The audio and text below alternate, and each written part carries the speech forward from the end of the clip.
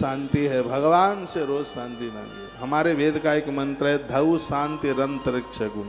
आकाश में रहूं तो शांति में रहूं, धरा पर रहूं तो शांति में, हवा के तफेड़े भी आए तो वहां भी मुझे मेरी शांति मुझसे कभी दूर ना हो।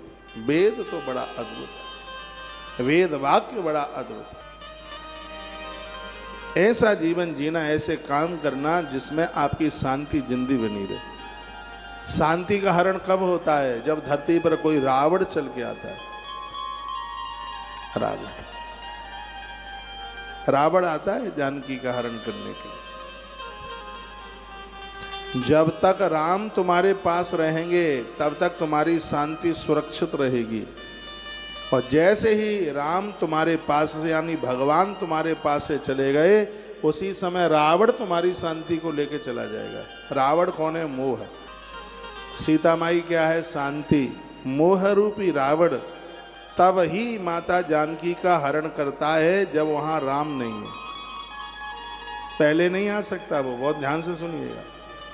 वो मौका देखता है कि राम हटे और मैं जानकी का हरण करूं। बहुत ध्यान से सुनिए।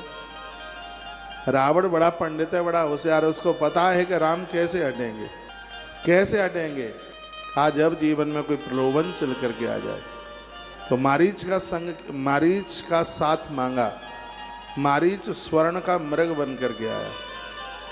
और याद रखना, जिस समय हमारी दृष्टि संसार में कंचन कामनी के ऊपर चली जाएगी, संसार के भोगों के ऊपर चली जाएगी, संसार में कोई मांग हमारी तैयार हो जाएगी।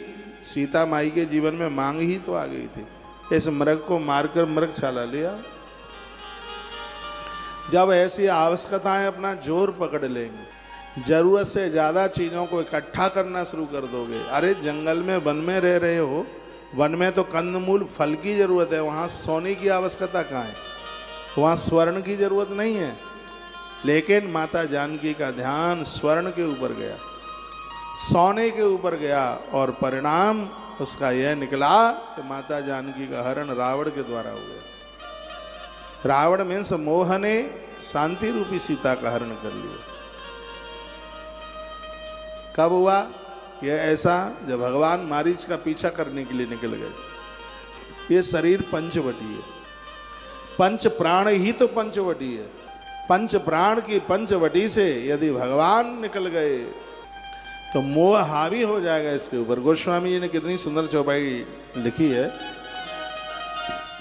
मोह तो सभी व्याधियों की जड़ है।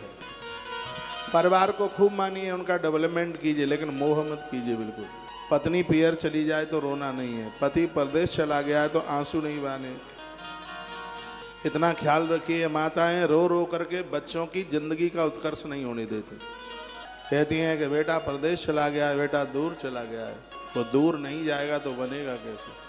राम तब बने हैं, वो भी अपनी माँ कौशल्या को छोड़ करके वन बन के हुए हैं।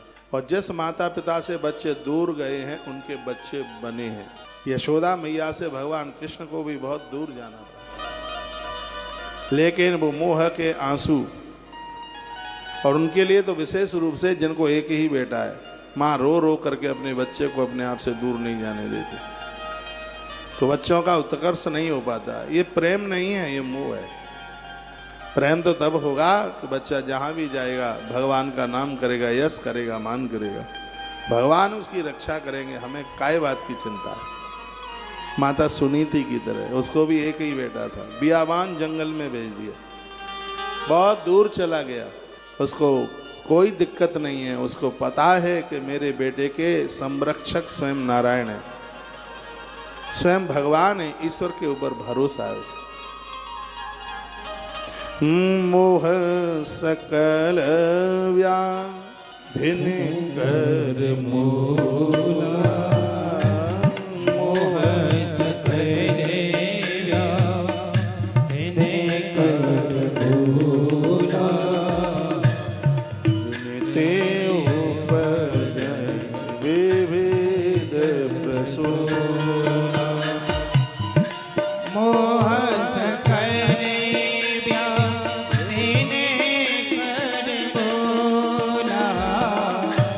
मोह